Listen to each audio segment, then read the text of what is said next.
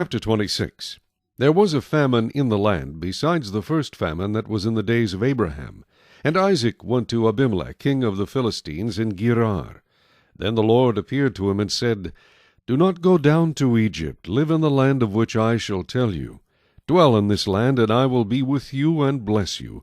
For to you and your descendants I give all these lands, and I will perform the oath which I swore to Abraham your father. And I will make your descendants multiply as the stars of heaven.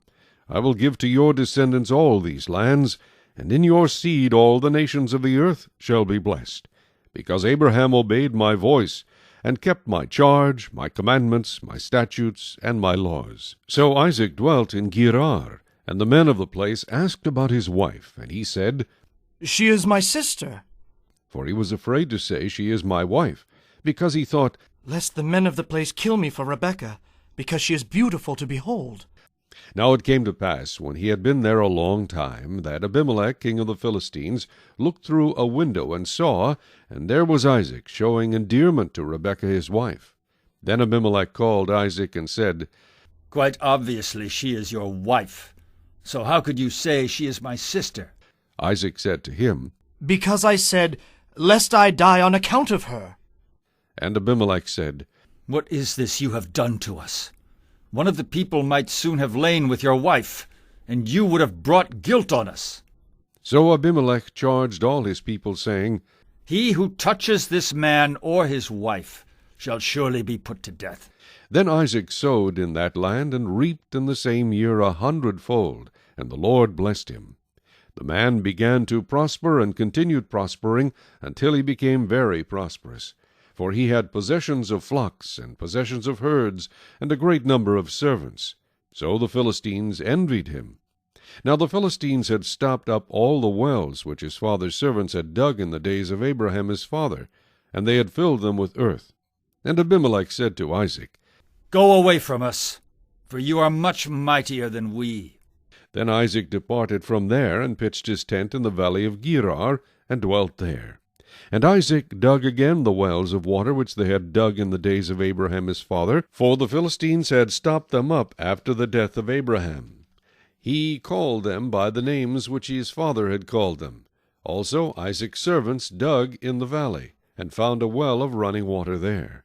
But the herdsmen of Gerar quarreled with Isaac's herdsmen, saying, The water is ours. So he called the name of the well Esek, because they quarreled with him.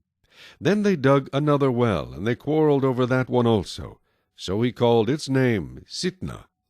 And he moved from there, and dug another well, and they did not quarrel over it. So he called its name Rehoboth, because, he said, For now the Lord has made room for us, and we shall be fruitful in the land. Then he went up from there to Beersheba. And the Lord appeared to him the same night, and said, I am the God of your father Abraham. Do not fear, for I am with you.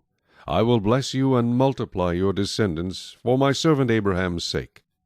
So he built an altar there, and called on the name of the Lord.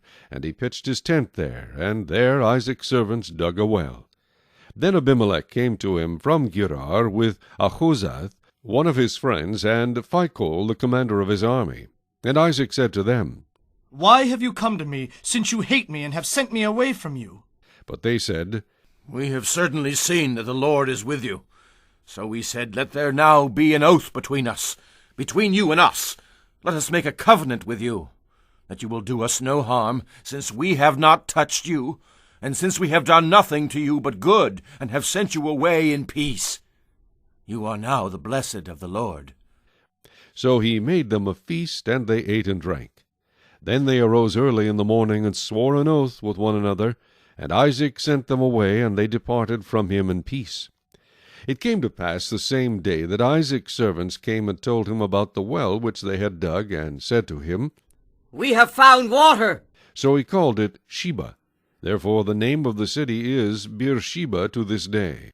When Esau was 40 years old, he took as wives Judith, the daughter of Beeri the Hittite, and Basemath, the daughter of Elon the Hittite. And they were a grief of mind to Isaac and Rebekah.